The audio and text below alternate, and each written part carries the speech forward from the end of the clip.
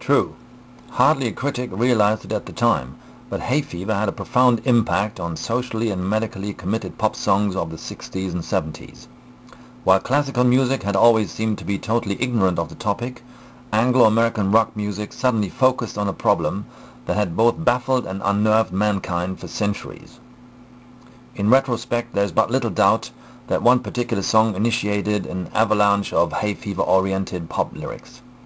The explosive effect of Bob Dylan's Blowing in the Wind, released in 1963, was much later compared by Phil Collins to that of a violent hay fever attack upon the unsuspecting allergic individual. Collins, himself a victim of the disease, was only 12 at the time. However, far from being militant, the song represented the reluctant, if not shy, way in which the theme was at first approached. The pollen, carried away by the wind, is metaphorically described as cannonballs foreshadowing disaster, whilst the pathetic reaction of the allergic person himself is but hinted at. How many times must a man turn his head and pretend that he just doesn't sneeze? Whereas Dylan had expressed a critical attitude towards hay fever itself, the notorious group The Move went backwards in a sense in one of their few hits released in 1967.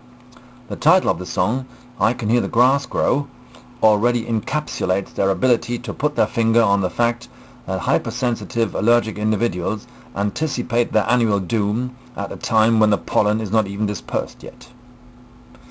Not surprisingly, optimistic songs about hay fever were rarely released. I'll Feel a Whole Lot Better by the Byrds, 1965, is a case in point, allegedly written by Roger McGuinn during a severe sneezing fit. However, a basically pessimistic attitude undoubtedly prevailed.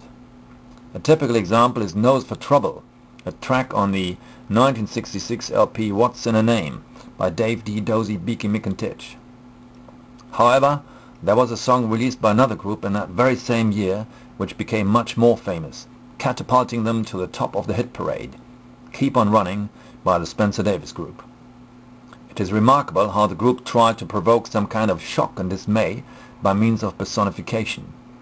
In a kind of dialogue with his own nose, the lyrical eye is eventually convinced of the inevitability of his fate and, asking the nose to keep on running, finally accepts it. 2 years before, the Kinks had gone one step further by personifying the pollen itself in You Really Got Me. This stylistic means was picked up some months later by the Dave Clark Five in Catch Us If You Can. With the title already suggesting the sarcasm and cynicism which prevails throughout the song, it is hardly surprising that most radio stations in the United States refused to play it. Perhaps the most controversial song was the Beach Boys' hit God Only Knows in 1966.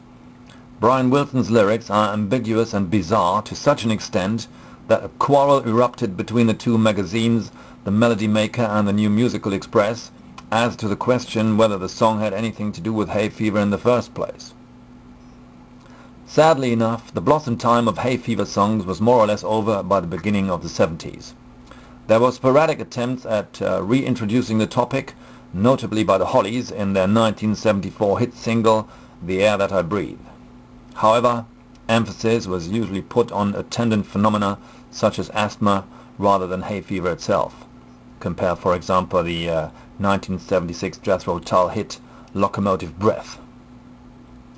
Probably the one song that marked the end of this era of hay fever-oriented lyrics was the outstanding yet little-known Hayfever Blues by Bernie Wahlbrinck, released in 1978. Since it explores every facet of the disease in such a profound and melancholy way, it can now be found as a video on YouTube.